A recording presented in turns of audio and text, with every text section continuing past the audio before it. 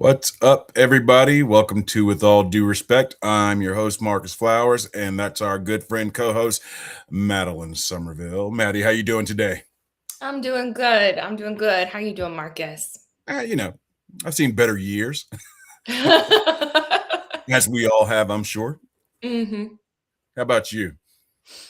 good. I did CNN at 4 a.m. this morning, so a little Early a little morning. tired. I did get to go back to sleep for a little bit though, so that was good. Just covering the results of especially the Michigan election, and then also the Max Miller issue.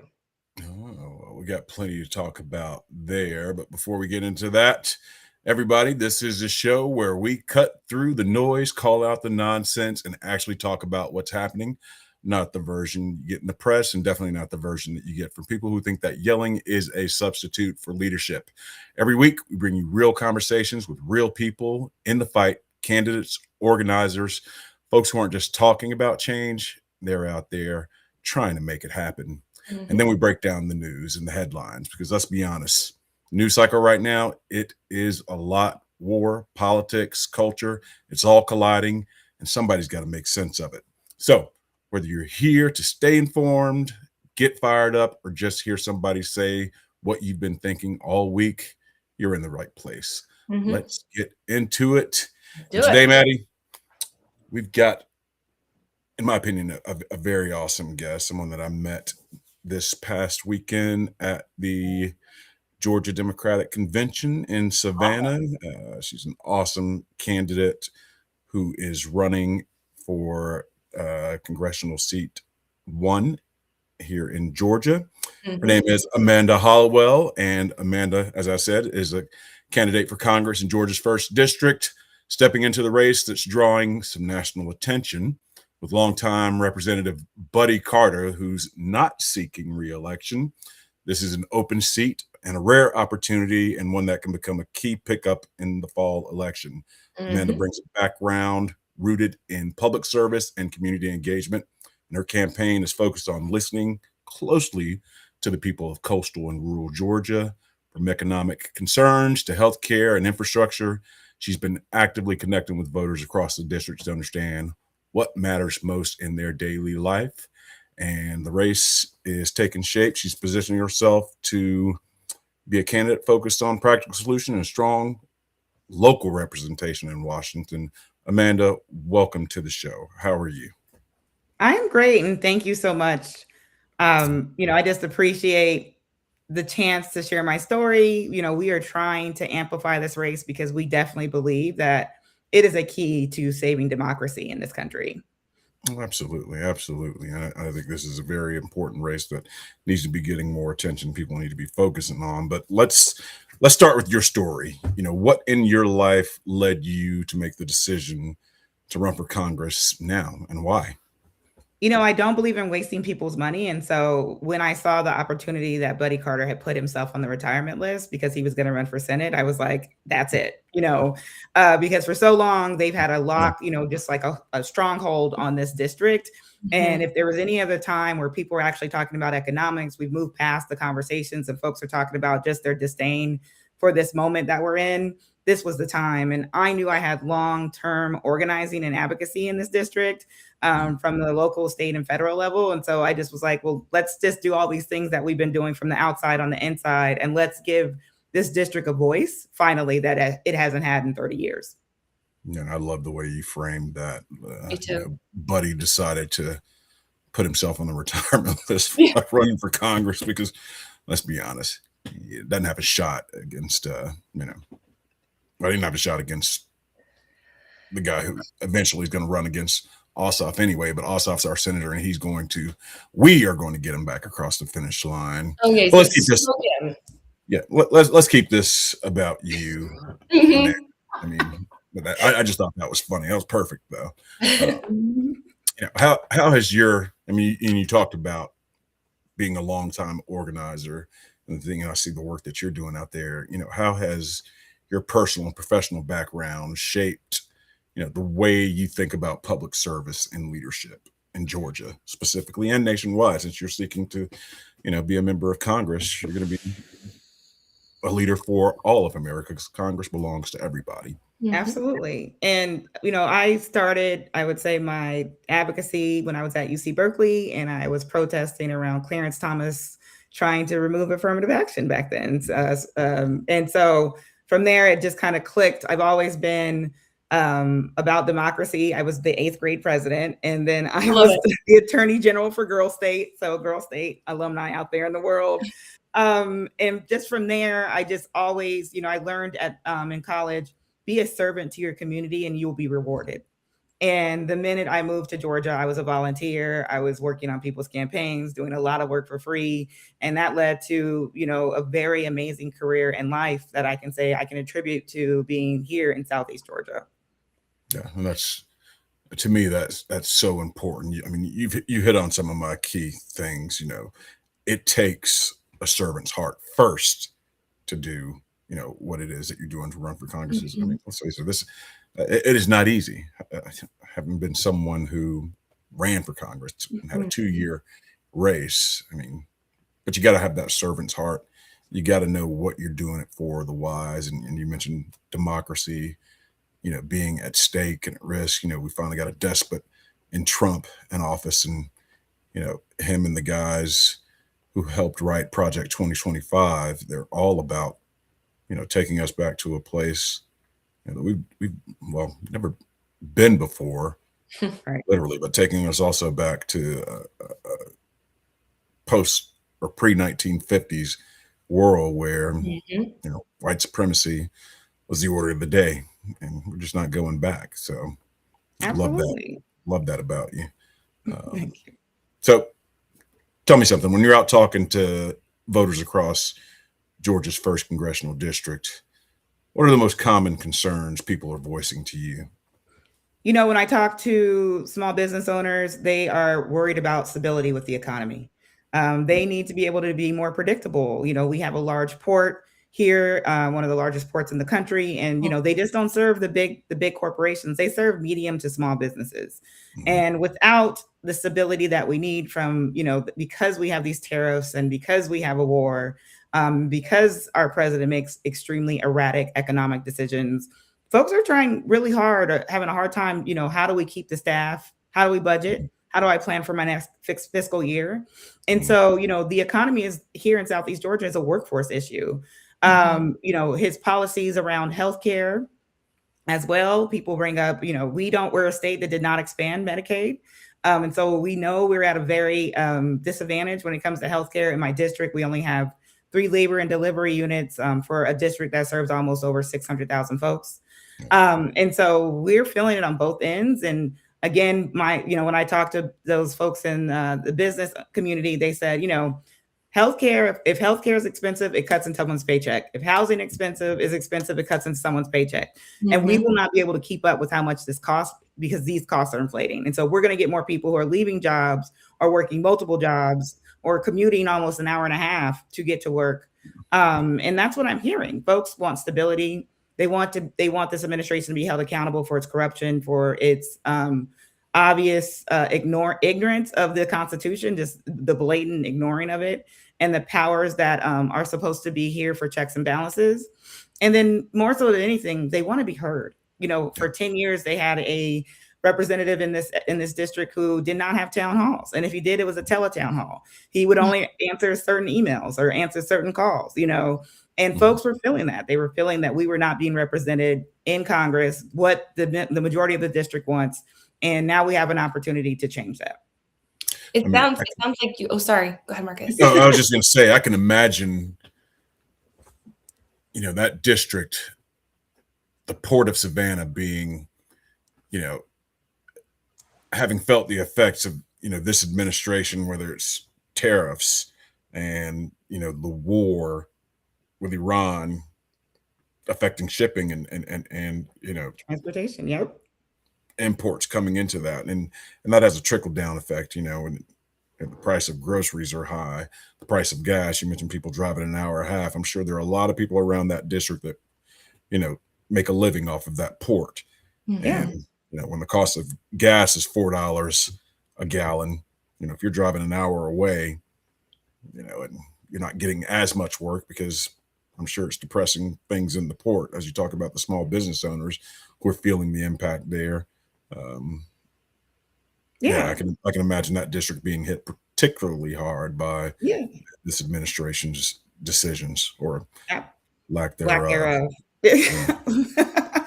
But even then, like when you think about our labor unions, this administration is definitely trying to break up labor unions. We are a union Yep, a based union district, town. from our longshoremen to our electrical workers to our boiler makers.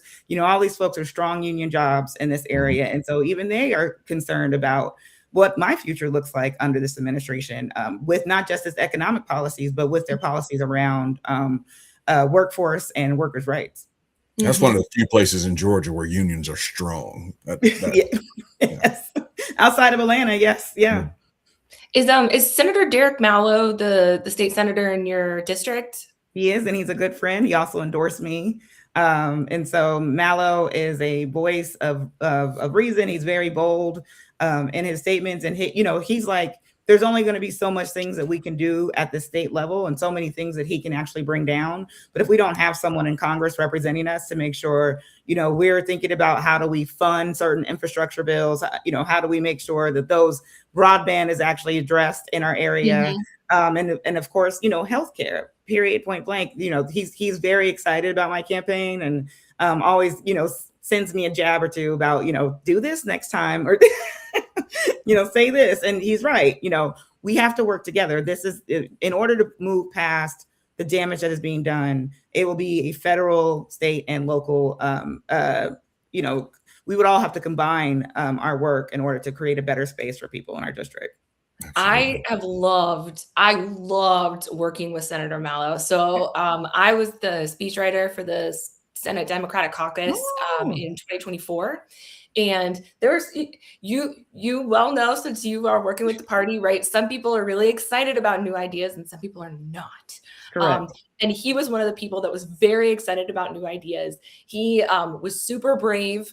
And actually one of the things that we worked together on was we worked together quickly because I would text him when he was sitting on the Senate floor, and there was this bill that was coming forward about unions, and it was about union elections and keeping them blind, which was a huge problem for somebody who didn't understand the concept of it before, that he explained to me, which is basically if you keep elections blind for unions, it's a major problem because you have to be able to go and campaign on the union floor, because people when you go to a factory or whatever are coming from all over. So it's not like you can go knock on doors. It's people who come from all over the state to come work there. So you have to be able to know who the people are.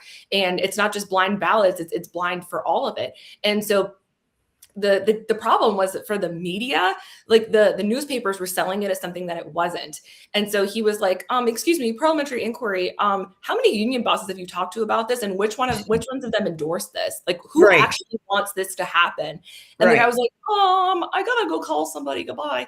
And so it was, and the other thing that I love that he did was he's the only state senator that I know of, and there are a few of them who I deeply adore. Like they each have their own things, right? There were like 8 of them who I loved, and he was one of them, who was like, yeah, so I think maybe before we start holding these people who are here technically illegally accountable, maybe we should start holding the business owners accountable. Maybe the people who are employing them and paying them under the table, maybe we should do that. And I was like, did he just say that out of his mouth? Like in the real world, that just happened? Because there are very few people who had the courage. And so I'm very excited about you having the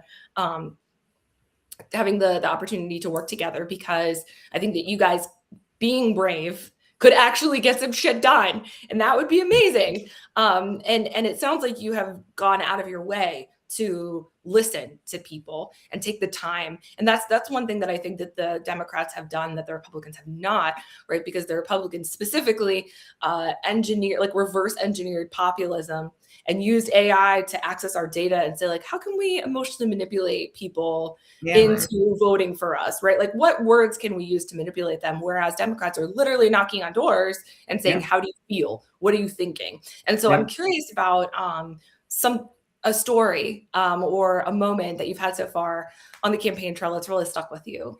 What would you say has been one that's played a big role in your heart? Yeah, my team always slaps my hand about it because it's still at the end of the day, I'm an organizer at heart. So when Mhm. someone is telling me their story and I'm like, oh, I know exactly what service you should go to go get that Yeah, stuff. you know, I love it. I That love it. helps in It's the long awesome. run. Right. It does help in the long run. And so, I was in Glenn County and I was talking to this group of that helps mothers, single mothers with their housing, but also with Mhm. job stability and making sure their kids are able to go to school. And, she told me she was spending almost $11,000 a month on transportation because Oh my this God. city only had transportation, reduced fare transportation within the city. The county hadn't adopted it. And so Mm. most of the schools were in the county. Most of these women's jobs were in the county.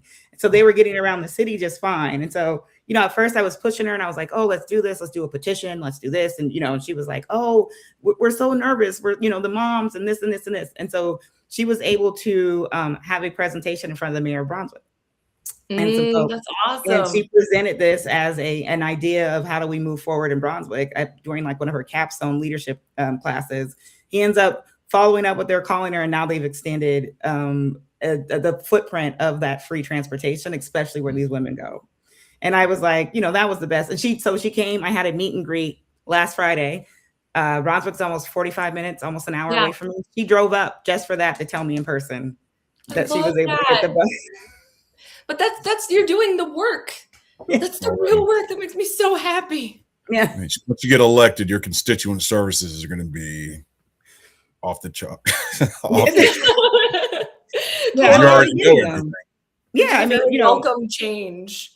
It's a welcome change. I showed up at the protest for the data centers in Effingham, and everybody was like, this is 50-50. This is Effingham, y'all. Deep red county. Yep. We don't know what we could pull off. And standing there amongst almost 200, 300 folks screaming at the top of their lungs about they don't want a data center, and they're pissed.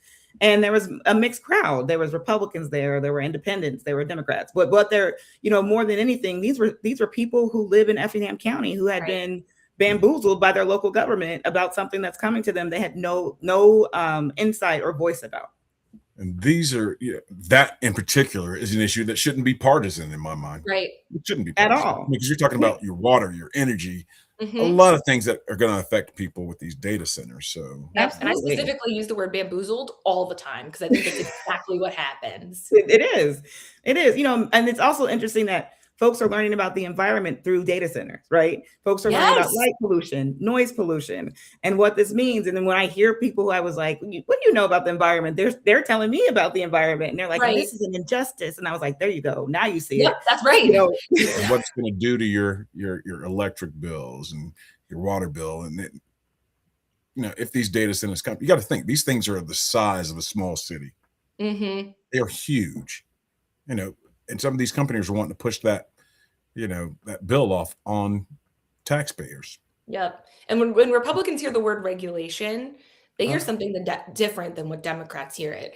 And it's because of horrible campaigns that have taught people that regulations like stifle industry. And it's like the people who taught us that are people who have a significant financial interest in us believing that regulations are for you, they're for me, they're for everybody. Regulations are to protect our environment and our water. Like that's and so it that's one that really, really frustrates me a lot. I mean, the idea to have regulations, but those are our taxes because you're giving them tax credits and tax abatements.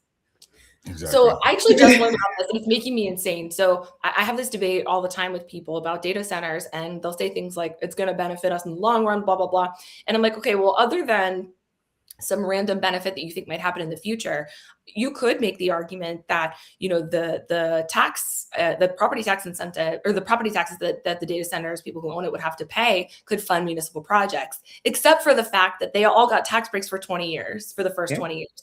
And it's very likely they'll get it extended. So there's no benefit. Like I don't see the benefit there. And we all know they're not going to hire local because what they're going to turn around and say is the folks locally are not eligible because they're not, they're not accredited or they're not trained. And so, then we'll have to, they'll give a little scholarship to the local tech college to get people trained up. But by that time, they've already have their, they've already filled their workforce. Of course. And you could pay somebody overseas. On top of that, those things don't create that many jobs anyway. They don't. It's the construction at the beginning, and then it takes like max 50 people to run them, and most of them can do it from remote. Correct. They just need Havoc and then an occasional person to come through on the electrical and to check the power connectors, right? But also there's a study saying that most data centers last 10 to 15 years. Really? I didn't know I haven't that. seen that. I want to see that. Yeah, they have a Yeah. short shelf life. The ones, and so like even then, this is not forever. And on the other side, I would say, what do you need all this information for? Right. Who is using this? Who's using them, right? Like who needs this much information? Who needs to power this many things? We also need to ask about our privacy, surveillance, what this looks like, because they also power that too, right? All day. And so there's so many questions that we have that are unanswered that regulation or even a moratorium could solve. So we could actually sit back and take a moment and say, like, is this where, yes, advancement, yes, growth, but can this be smart growth? Absolutely. Let's pump the brakes. Let's sit and think about this for a moment. Let's get smart on it. And that's the job of a member of Congress, is to ask those tough questions, of these, state and local governance as well. Yeah. Should be asking these, saying, oh, yeah, you're going to give us so much money. Hold on. Yeah. See what the environmental impact's going to be, the economic impact's going to be on, our citizens. All of these questions need to be being asked in an open and transparent way. So absolutely. The power company can't even predict the energy that they use, right? Like they're guessing too. And they're like, oh, we're filling this out. Maybe you got to build another, and I'm like, you guys don't even know. Like, this is crazy. Yeah. And I think the fact that you've done the research and that you're able to apply it to your district in particular it seems like that should be a normal thing for people to do. But as somebody who has just spent the last 5 years sort of getting into politics, and I'm sure you've been doing this a lot longer than I have, you know how rare that is, where somebody just like, I want to understand the why, and to be able to ask the question, what do we need this for though? Why are people sacrificing? What is the benefit? Explain it to me, because I'm their representative. And so I genuinely appreciate that those were the two first places that you went with it, because that's the logical place that an advocate, in my view, would go. And in addition to the data centers, or we talked about the shipping and the ports and things like that, what do you feel like is the biggest strength of Georgia One, and where do you think the district has been overlooked or underserved in particular? We get written off as a red district, boy, but we have growth, and we have growth of young families coming here. We have growth of people from all sorts of walks of life. They have the comers and the folks that are coming here, and then the folks that are been here. And that there's more. It's starting to even out. But what I would say is that the thought, right, where people land in their politics is starting to lean a different way now, and you can see it. Tell me about that. Yeah, I mean, look at Dan Johnson. And yeah, I want to just interject in there. Are you saying it's a transient district? It's like 40% transient, because we have multiple military bases in our district. We have the ports, who brings in a lot of temporary staff as well, and so there's certain businesses that have transient business. Hyundai is one of them now. Big plant here. That's a huge plant there. So yeah, huge plant. I mean, so huge that now we have Korean fried chicken all over the district, which is amazing. And I was like, I love it. I was like, it's becoming international. I love this. It's a huge place. It takes up about a mile. So it does. And a lot of water. And so I would say that I don't want to say like we're moving to moderate. I would say, but there's just more diverse opinions in this district, and there's more folks. There are more folks who are just open to learning more about each other, but also open to what does it look like when we all work together in collective action. That's wonderful. Well, no. And go ahead. I'm sorry. No, go ahead. Sorry. No, I was just going to say, you're talking about people look at this as a red district. I think Cook has it as an R+8, if I'm not mistaken. Correct. So what have we seen in just this election cycle? I mean, we've seen Republicans in R+12 districts lose, right, just in this cycle. So right. This is a wave year, and that's kind of what I led with it at the top of the show. I mean, this is a seat that we have a huge chance in a wave election year, if Democrats do I agree. what we need to do and message the right way, R+8, that's not safe Republican anymore. Nope, especially Not when in this data centers coming in. Especially with data centers coming in, especially people who are very aware of, like, we have drainage problems, we have flooding, our environmental problems live right at our front door. We're in hurricane season. It's been raining every day. Yeah. And so, folks are living this in real life. And so it is a very vulnerable state. And let me be very clear. This is an open seat that 2 first-time candidates are going after. That other candidate is a first-time candidate who's never held office either. And so, using name recognition will only get you so far, because I beat a candidate with longstanding name recognition to get here. And it's not like Buddy was doing a great job anyway, so I'm just going to put that out there. This is me. You look very pretty in that photo. Sorry, I'm just going to go out for like 1 second. You look very pretty in that photo. Beautiful. I appreciate that. But folks are energized, and they see that, they see the end of the road, right? And they see that we can really do this. And I think everyone got a little overwhelmed with, like, John, we got to save John. And now we've, we got to get Keisha in. Now folks are really sitting back and going, wait a minute, there's a lot of possibilities on this ballot. And there's one right here next to me that I really want to get involved in. It's time for a sea change. And I think that's what we're seeing in a lot of these elections. Again, Maddie and I are going to get into the primary elections from yesterday a little bit later. But what we've seen across this election cycle is, status quo. Mm-hmm. People are tired of it. People are tired of MAGA also. I mean, and we're seeing that, these a lot of Trump's picks, people that he endorsed, got beat. Mm-hmm. Yep. So people are ready for change. I mean, it's one of those years where they're ready to see not just people fighting, but people with new ideas, people who are bold, people who are really willing to speak truth to power. Yep. We've seen that across the, 4 months ago, I would have said we have a great chance of winning the House, but the Senate, I don't see it. Yeah. Today, I think they're both in play. Me too. Right. They're both in play right now. Absolutely. For Democrats. So. Yeah. Yeah. So in terms of your district in particular, what is the one or two or three top priority issues that you see that you would like to work on as a member of Congress? First, affordability, but I have 15 counties and 2 cities in my district. So it looks different everywhere. And so mine would be like, how do I work on those issues and those top priorities that I see that are coming up that match what we're talking about in Congress, right? Because everyone knows you've got to network and kind of fandangle in order to get your district, heard about and seen about, and get that attention. And so really, I'm going to look for, where is my district similar to other Congress people? Where can I have that conversation and say, listen, you have this problem, I have this problem.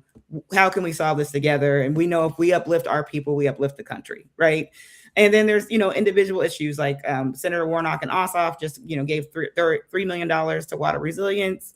How do we make sure that's backed up? Tybee Island is in my district, and they're short $12 million for coastal restoration. And they always have to beg for this money, or like, trade something off. And so, like, how can I help them, as soon as possible? And where would I be able to just find a couple of dollars to make sure that works for them, right? I really like it. Yeah. Sorry, I really like that you see yourself as part of the infrastructure of the state, where you're saying, like, I'm going to work with the state senator who I know is deeply involved and cares about the same issue. And I'm not going to let this money just sit there. That's for this project that I care about. That's not something that I've heard from other congressional candidates. And it's probably because you have done the work to see where the ground falls out from under people. Yeah. I mean, for years, I taught people budget advocacy on the state and federal level. So I know where to go find the money and trace it and tell you how it's going to happen in committee. And so, we, everyone always asked me, like, what committee do you want? And, my campaign manager was like, it's energy, it's transportation and infrastructure. And people were like, oh, I thought you would want to be on something that dealt with civil rights or justice. And I was like, no, this is what my district needs, actually. Yep. This is what my district needs. And I'm equipped to offer that. Correct. Yeah. I love that. I love that one of the things as a former candidate, everyone would ask me that same question. What committees do you want to sit on? And I'd rattle off the committees that I wanted to sit on because they, fell right into line with, who I was as a soldier, as a compliance official for government, someone who also understands the colors of money, having worked behind the bureaucracy in government. And it's like, no, you should say like oversight. And he's like, no, I want to sit on committees that affect the people in my district. Right. And I know, and I love the fact that you get that, being a member of Congress means you got to bring home the bacon for your constituents, and you have a wide range of communities, and you talked about 15 counties in your district where you have coastal, rural, small cities, so how do you just make sure that no one feels left out? Yeah. If you're to win that seat, how would you go about them? Yeah, we're thinking about what that looks like. And it's a big district. I've driven over 25,000 miles since August going through this district. And so definitely thinking about, is it a north-south, like having a northern office, having a southern office, but even making sure we're doing those quarterly trips. You're gonna have to have at least two. Yeah, at least two, yes. What we can afford. And even making sure we're doing those quarterly trips to rural counties. One of the things someone brought up to me, they was like, well, there's just Republican yard signs all year round. And I said, because they come and visit. That's why. And if we were to visit more, I'm sure you would keep my yard sign up year round too. And that would be my commitment, right? Because it makes a huge difference. When I went to Wayne County for the Keisha Lance Bottom meet and greet, that room probably held 80 with air conditioning, and we were trying to pack in 200 plus. Yeah. And that air conditioning broke, but we were all sweating, but everyone was there because they know, one, that group knows the importance. Those voters out there know the importance, but two, they were starving. They've been wanting someone to show up for them for the longest time. And they were so impressed, right? And they were just like, oh my God, Keisha came. She sees us. This is so important. And so, and when we post on social media, I get folks who are like, when you coming to Appleton, when you coming here, and we take notes of that and see like, Amanda needs to go here soon. She needs to go here soon and be visible. I love that. And that was the fine point that I was looking for. And you hit it right on the head. People want you to show up.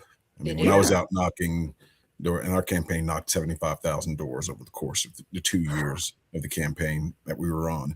And the thing that I heard as a first-time candidate, people saying, wow, you're actually out here, the candidate, knocking on doors. I haven't seen that in years. Shocked. I'm like, he said, one guy told me, he's like, you're very old school. You come out and knocking doors. I was like, this isn't what everybody does? No. He's like, no one's come to see us in years. I was like, wow. As a first time the theme of our show too. Like, we're very old school people, Marcus. Yeah, I thought that was the base level. You just show up and talk to people. I didn't know that was But apparently it's not as common as you'd think. Yeah, it's not. And I would say sometimes we get too big in the data and the numbers and forget about the humanity. Oh, absolutely. Yeah. And that, like, it is okay to swing by that county, that district one good time if you have time in your campaign. It doesn't always have to be hyper focused on this one particular voter you want to show up, right?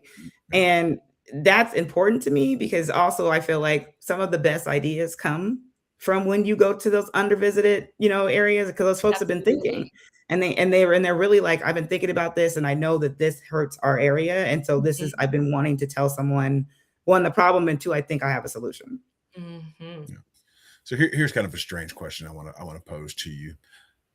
What's something people outside of your district might not understand about the everyday realities that people who live in your district understand? Everybody talks about affordability, but specifically for that district, is there something that stands out that people in that district know and feel on a gut level that people outside it may not?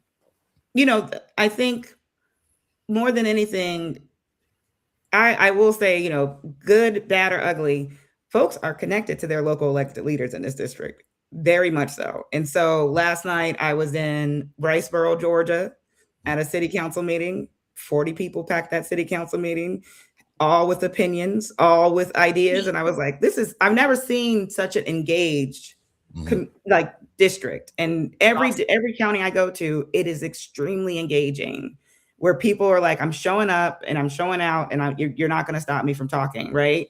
And I think people assume that because we're +8 red, that no one cares, or that folks here have stopped fighting, and they haven't. People are showing up for each other every day. We have amazing nonprofit organizations that are showing up, from A Better Glen in Glenn County to Mesa for immigrant folks in Chatham, and now Liberty. And so, it's very intentional how we do networking and how we grow community here. And folks think that, we're just a bunch of undereducated, non-caring voters in this district, and we're not. It's At silly. the end of the day, Amanda, it's about community. It's about community. I wish every county in Georgia showed up like that.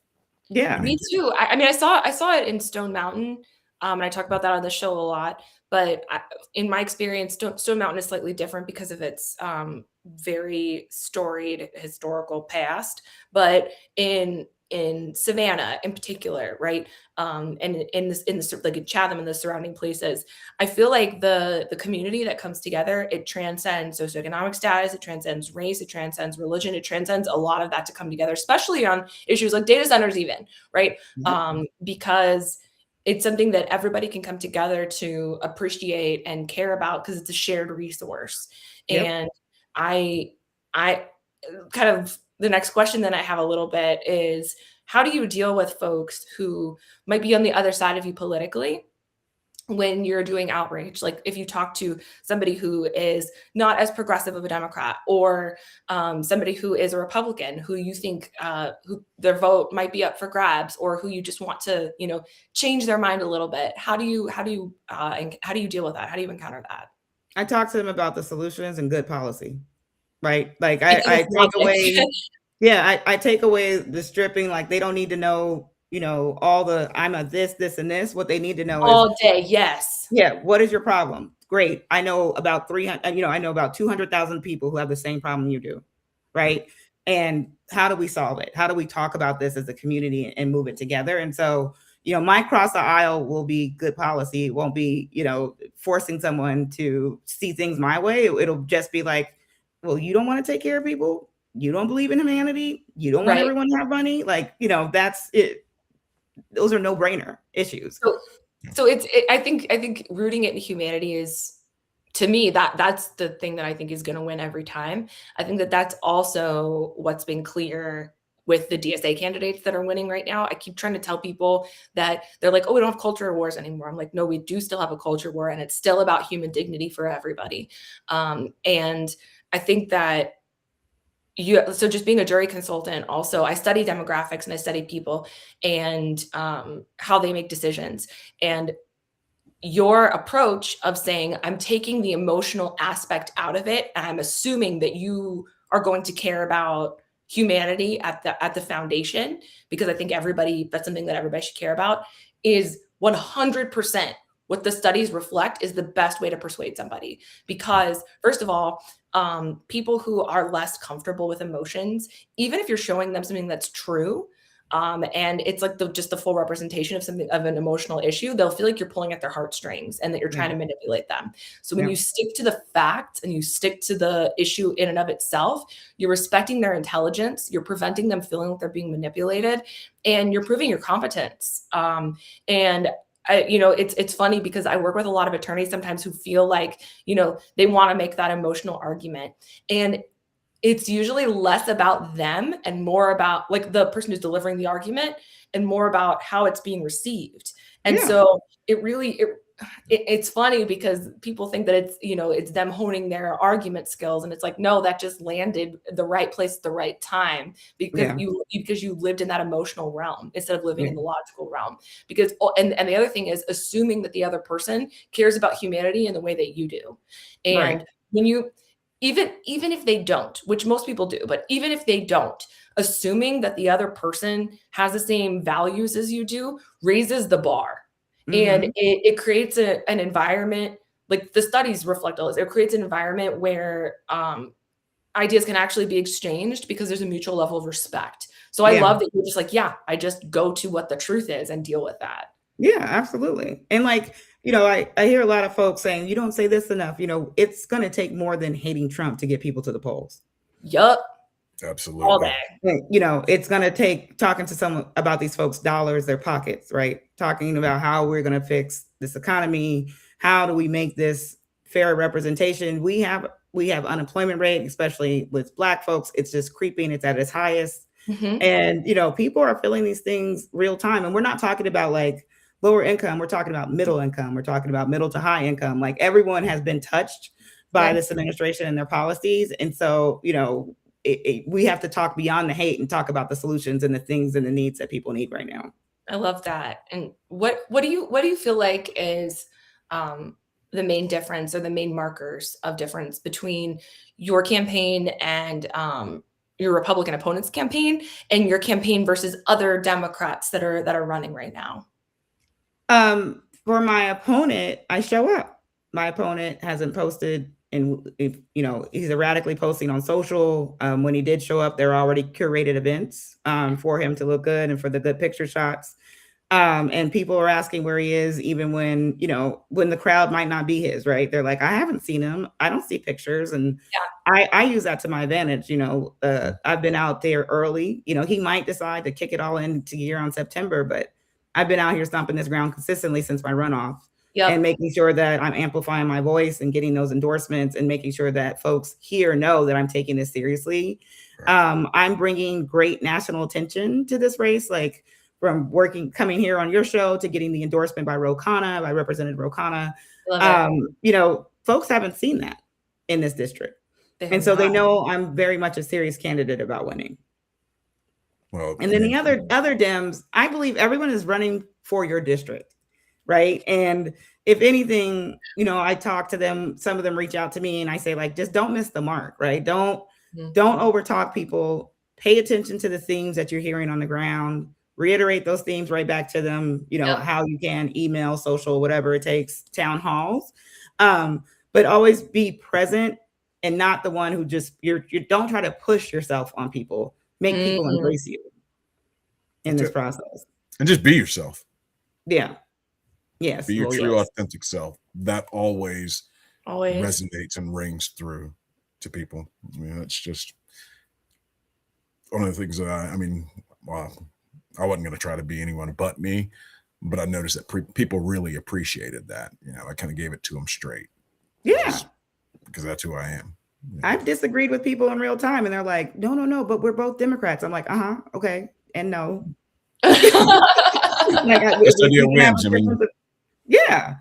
And so, people appreciate that about me. I'm very kind of a dry, direct person at times. And so they do know that like, there's not going to be any kind of sugarcoating or flowery words. Amanda's going to talk directly to me. I love that. And just get the work done. Yeah. That's the big thing. Yeah. You talked about your Republican opponent not showing up. Look, running for Congress is demanding. You're finding that out right now. I mean, if you didn't already know, it is demanding. It takes a lot out of you. That for me, doing it for 2 years, it's a huge toll on you, your body, your family, everything. Yep. What has this experience been like for you personally? And, how has it changed you thus far? Because I know, having been there, a lot of things changed during the course of my campaign, realizations. So, I'm personally, it has made me grow a muscle that I didn't know I had, right? Which is resilience. As a single mother and a full-time caretaker of my father, I thought I was pretty resilient, but getting on the campaign trail and still, making breakfast for my dad, then like picking up those yard signs, then going to have a conversation, then coming back.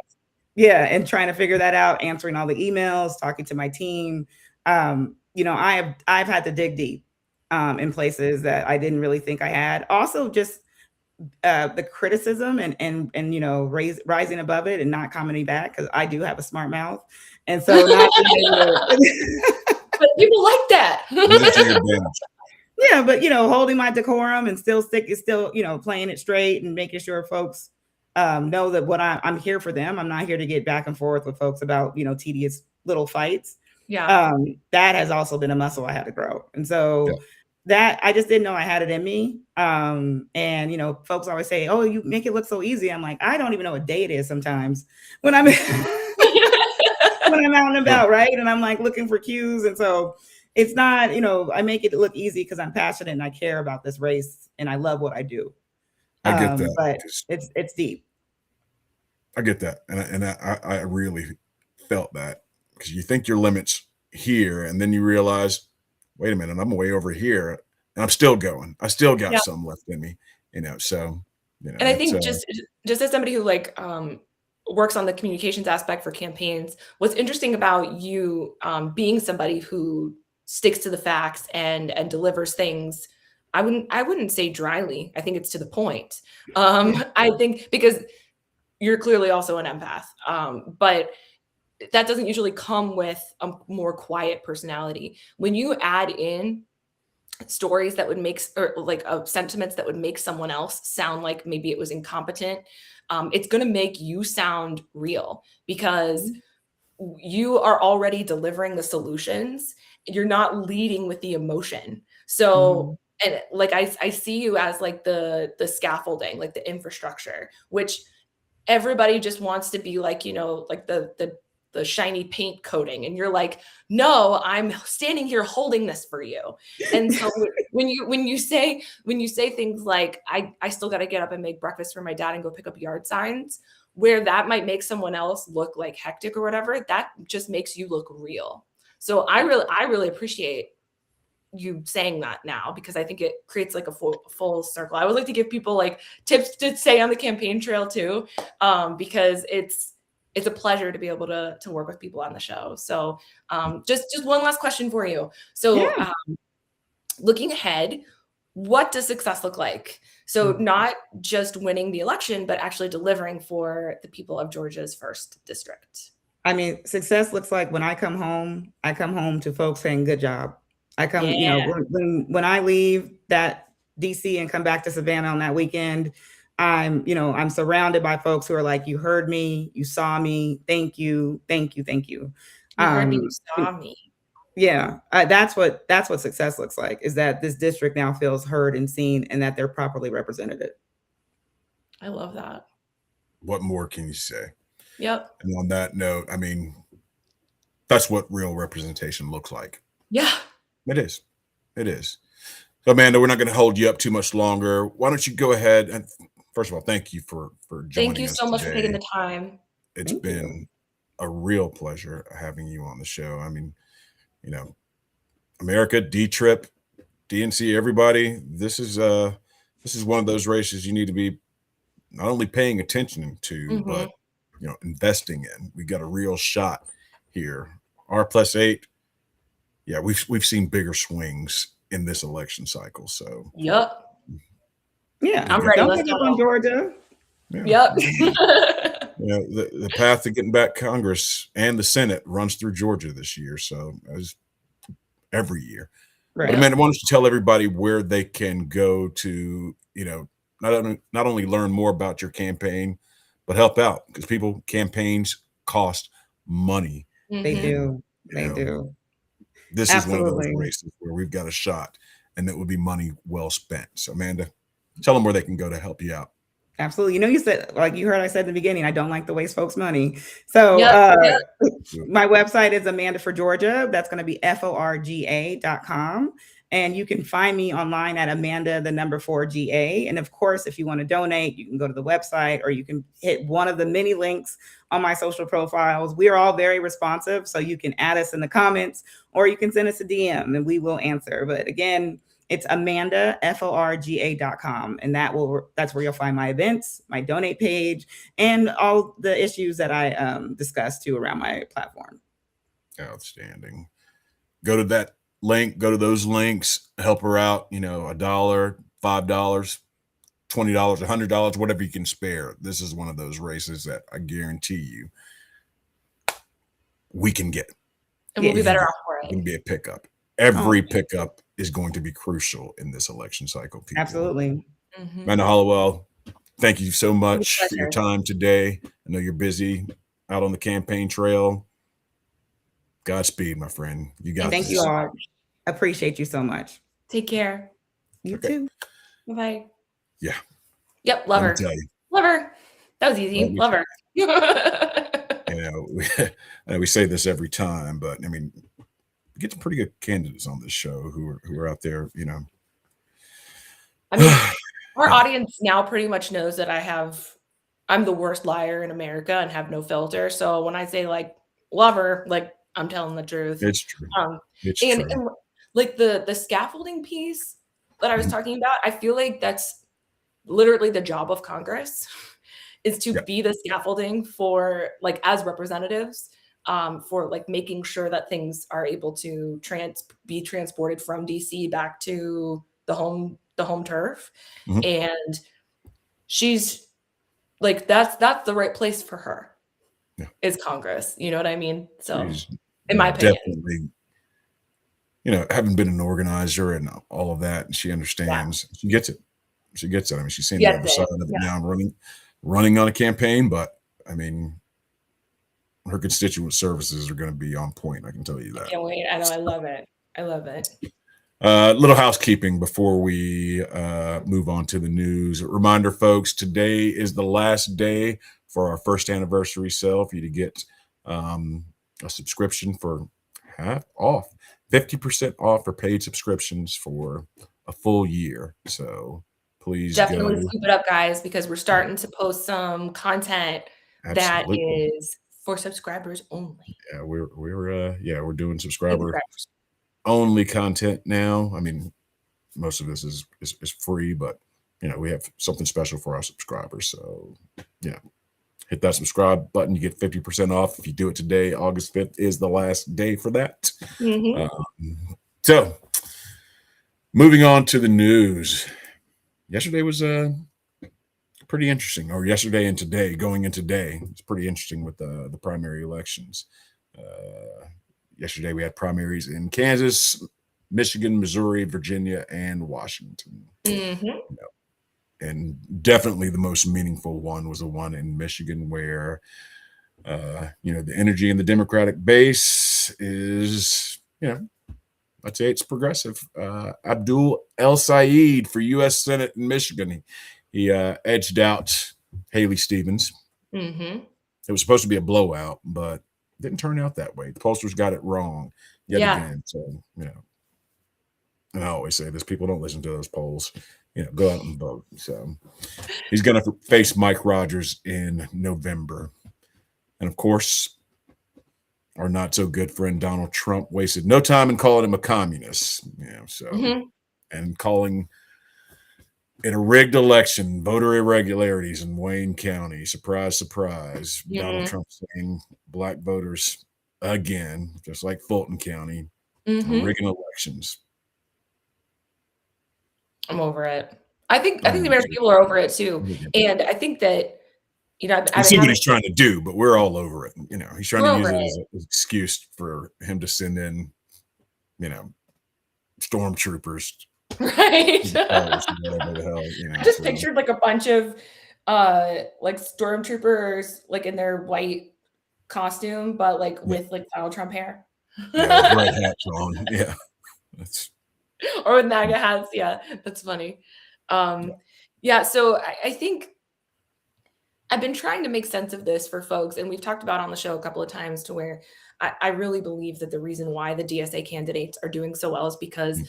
the establishment Democrats didn't have the courage of their convictions to say things like, we want Medicare for all, because they were afraid of being called socialist. And I experienced that firsthand when I wrote things like that into speeches when I was in the state Senate as a speechwriter, and all that stuff was taken out. I was told to take all that stuff out of the speeches, and I didn't understand why. I did not understand why. I was like, but we all believe in this, and this is what they told me they believed. Why shouldn't I put it in their speeches? And now I know. I don't get why that's so radical, though. So Why is I Medicare didn't for all so either. radical? I didn't Just either. I don't get never it. did. And I think it's because it's always been about the fundraising. Because when it comes to like the establishment Democrats, that's what they've cared about the most. And Republicans learned that it's about earned media. And the DSA knows that it's about earned media, right? That you can get so much further. Like Haley Stevens way outraised Dr. El-Sayed, way outraised him. And she still lost because it's about like doing things that people want to pay attention to. And so people were so afraid that if Democrats marketed themselves as something that they didn't think could win in the general election, that they wouldn't get the money that they needed or thought they needed in order to move their campaign forward to beat the Republican. And I think that there's probably even more people who would be willing to vote for policies like that and candidates that represented that if they weren't afraid of losing in the general. Like with Mamdani's primary. I did a lot of studying of the demographics there, because I love finding reasons beyond race, socioeconomic status, and level of education, and like class in general, why people do things, and or where interests between different groups of people converge and diverge. And when it came to Mamdani, it was clear that voters of color and that people who were less affluent did not vote for him in the primary. And I can tell you that that's because, right, if just think about it, if you're an elderly person who isn't as affluent, who needs their Medicare, right? If you're afraid that a Republican is going to do something to diminish that or take it away completely, then you can't necessarily afford to vote for somebody who you might agree with, but you think won't be able to win in the general because they have a label that you've been told is not going to work. And I think that for Gen X, millennials, and Gen Z, we have all been educated, not that, the boomers haven't been educated, but they were stuck with that propaganda for so long, like Red Scare, communist, socialist. We have all been educated that that was straight up propaganda against us. Not that we know deeply what socialism is or how it would work here in America or any version of it. But the point is, we know that we've been propagandized about it, and we haven't had that into our brain. Because even if you know you've been propagandized, you still have that. It's almost like impossible to get thing in the back of your head. Yeah, exactly. I mean, it's one of those things that everybody, like, just look at lowering the cost of prescription drugs, or being able to negotiate. It was a popular idea. People liked it. People liked Obamacare or the ACA. People like it. I've been all over the world. And healthcare, it's a basic human right. Yeah, it needs to be. We're one of the few countries where citizens get raked over the coals with their premiums, with insurance and things like that. I mean, it's, there's no way in the world a country like America should be turning people away for pre-existing conditions or letting people die in waiting rooms. I mean, that's just, it's atrocious. It's ridiculous. And none of these to me are radical ideas. There's nothing radical about it. And I think we're starting to see that sea change right now, where people are, they've heard it so much and they're like, they're starting to think like, well, why not? Yeah. Why shouldn't we have healthcare? Why shouldn't it be more affordable? And I think the healthcare is so high. Yeah. Why can we get turned down by insurers for, things that, anything? So I think there's a sea change happening right now. Yeah. I mean, I think for healthcare in particular, actually, like I've seen young people specifically who again, were not propagandized with the rugged individualism, like, pull yourself up by your bootstraps bullshit. Yeah. And they're saying things like, we know we're the richest country in the world. We don't understand. And we recognize the fundamental humanity in another human being. We don't understand why this isn't something that would be taken care of.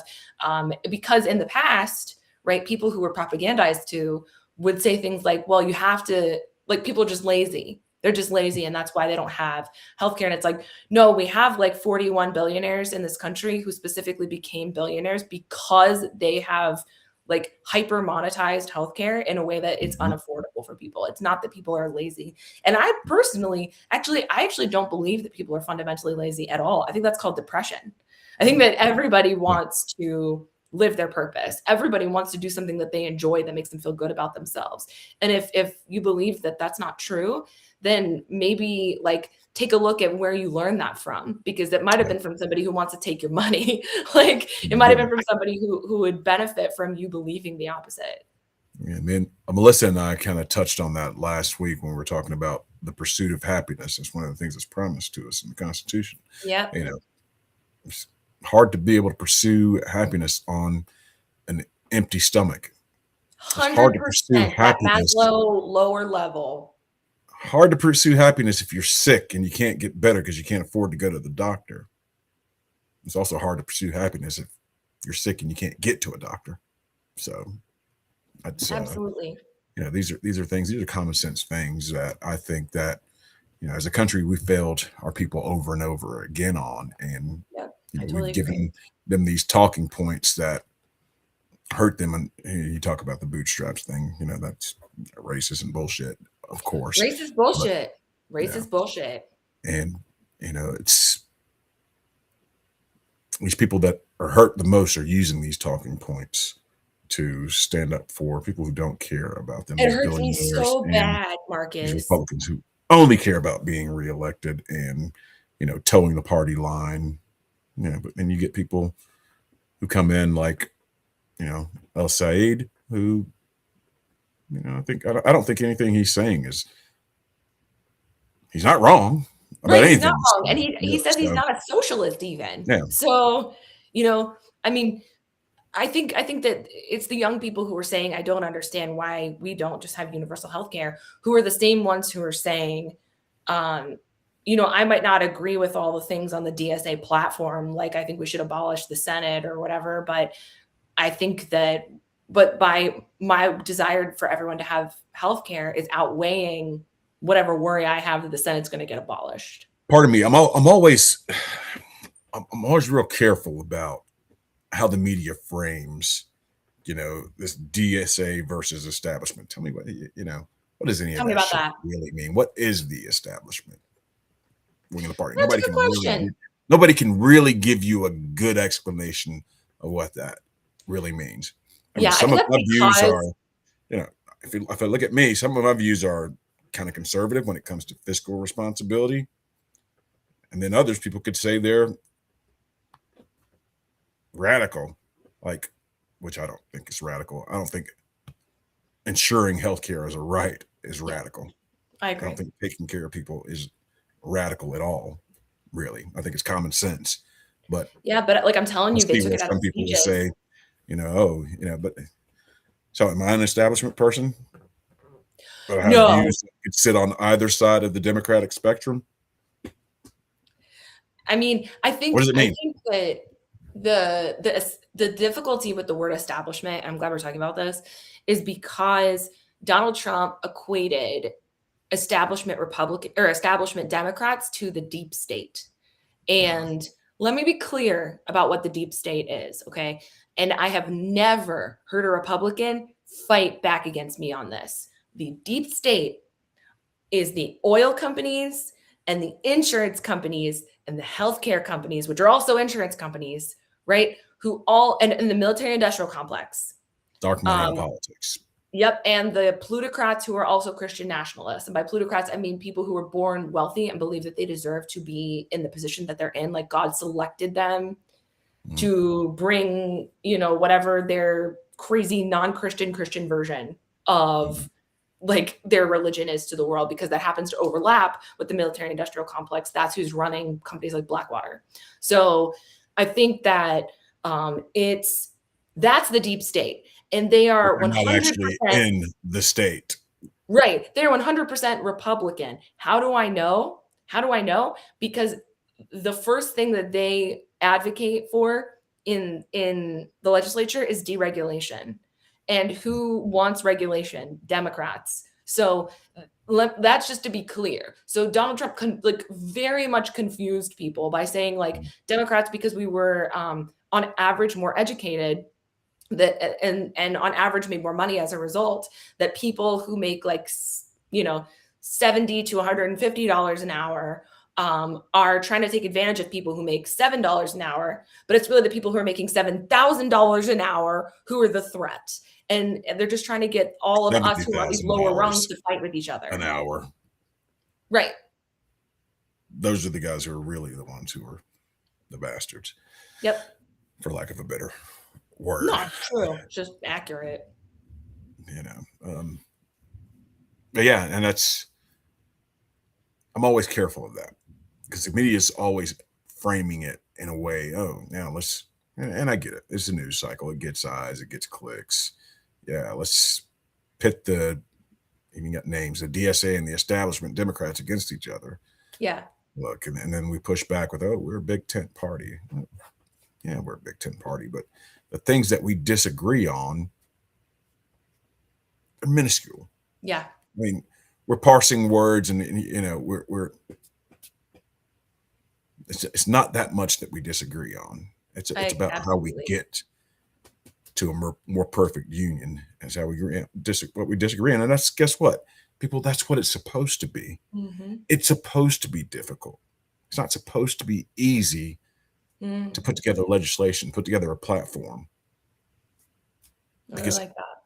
You got a lot of people coming in, and best ideas win. That's what it should be. Yeah. It's what it's always been, actually, since the founding. You know how much stuff didn't make it into the Constitution?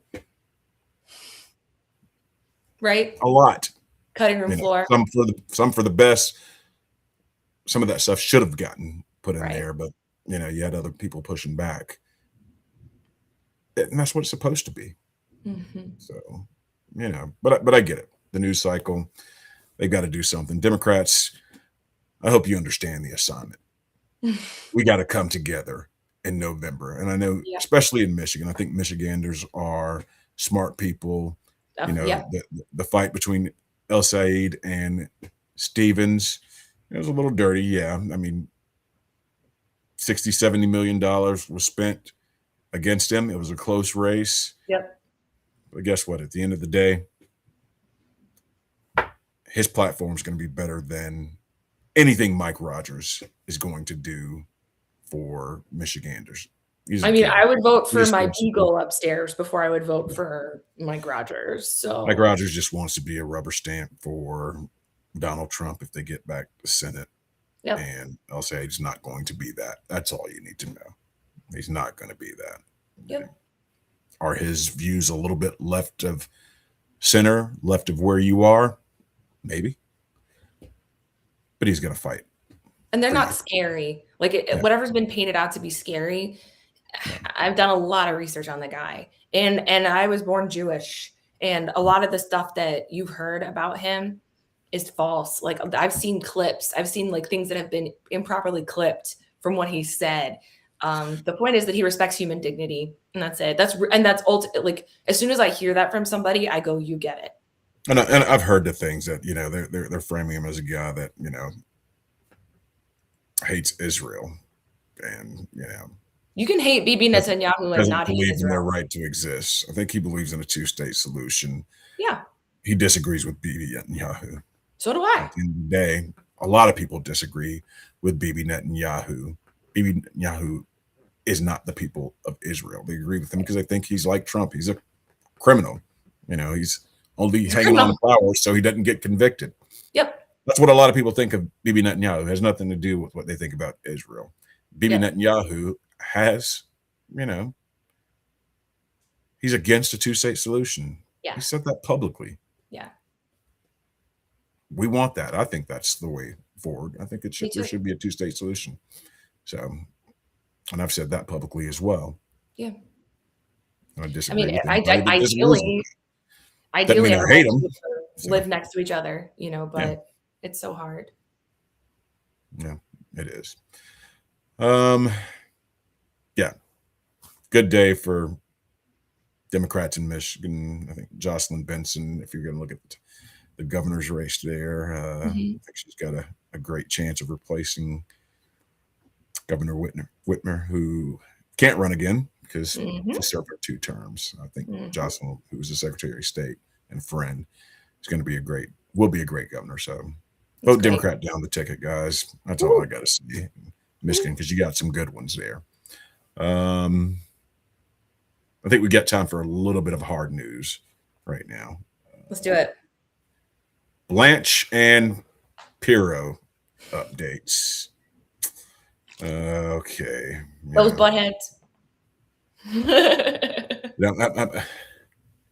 I think about how Tillis and Cornyn, kind of held out for, oh yeah, we've got concerns. They're wringing their hands about, this $1.776 billion slush fund and the Epstein files. Todd Blanche needs to go and see the Epstein survivors, which, we talked about that. He was very dismissive of them, but he went and met with them. So he checked that box. Right. Even though all of them said it was entirely offensive and insufficient. Right, absolutely. Yeah, they were pissed off about that.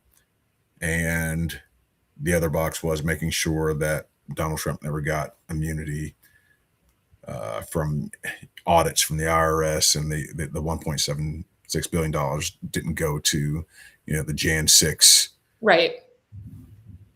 criminals. Right.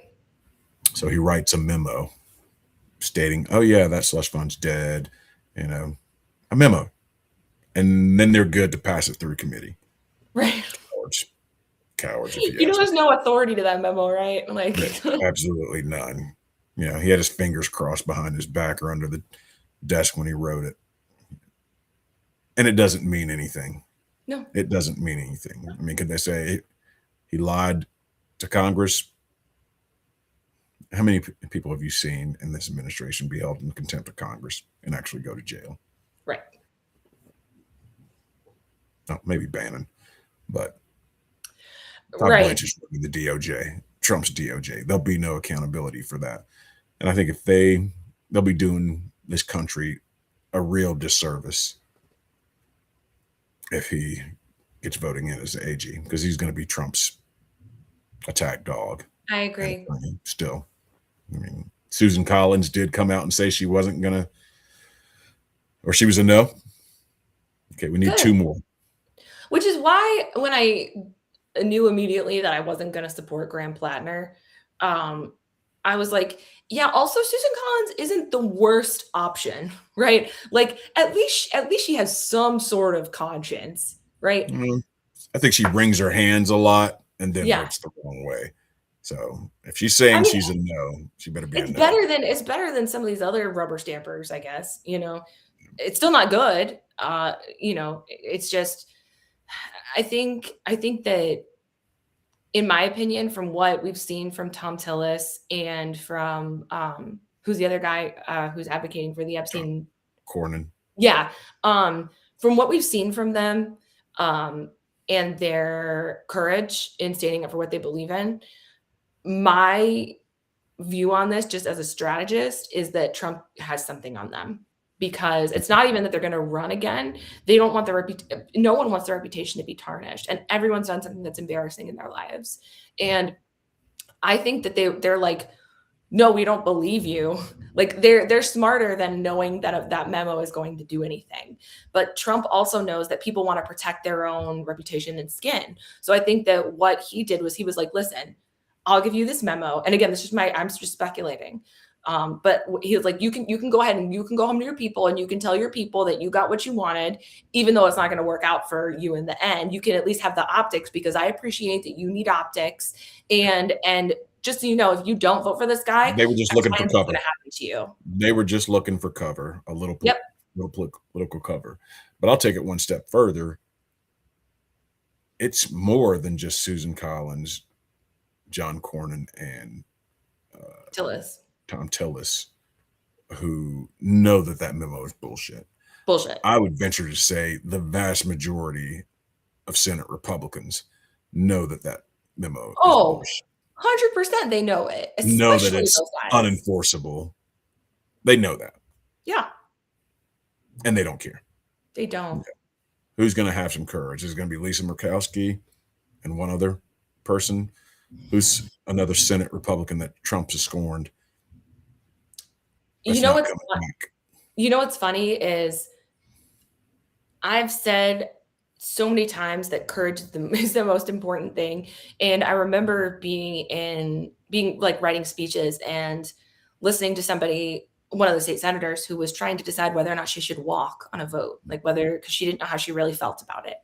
And I don't know whether it was that or whether she didn't know who she was going to please. And she was going to walk. And her chief of staff said, yeah, I mean, I really don't think you get any points for courage. And like, I was new, but I raised my hand and I was like, excuse me, I think actually courage is the only thing that you get points for. And it proves true every time, especially sitting next to a vet, right? Like you're the one who can say this much more with much more confidence and creed than I can, even because you've the commitments that you've made. But I think that when it comes to saying everyone should have healthcare, right? Even that's courage. And truly, Marjorie Taylor Greene standing up and saying, I disagree with you, gave her so much street cred. And she's full of shit, to be clear, right? But she understands that demonstrating courage is the thing that gains you points. It's the thing that puts people in your corner. And the more that people fall in line behind somebody and compromise themselves, people, even if they can't put the words to it, they feel it. They know that you're sacrificing your integrity. And the only thing that's going to get you points after that is courage. That's just how I feel about it. But it's only bravery and courage if you're afraid to do it. And you do it. Yeah. Ooh, that's and a you good do one. it anyway. You know, it's not that you're not fearful. It's because you're fearful. Yeah. That's taking fear into battle with you. Courageous. You know, doesn't mean lack of fear. Yeah. You're afraid and you do it anyway. Mm-hmm. Because that's the job. That's what it demands. Mm-hmm. That's what it's supposed to demand. And I think we've lost that in this Senate. Let's hope the next Senate has the courage of their convictions. And I absolutely agree. Right, Senate. We get a Democratic majority, but we can't do that without Michigan. You know, yes. Maybe Ohio, maybe Texas. Iowa's a long stretch, but that's a stretch. But you know, we need 2 more seats. Mm-hmm. That's and it. we can do it. Yeah.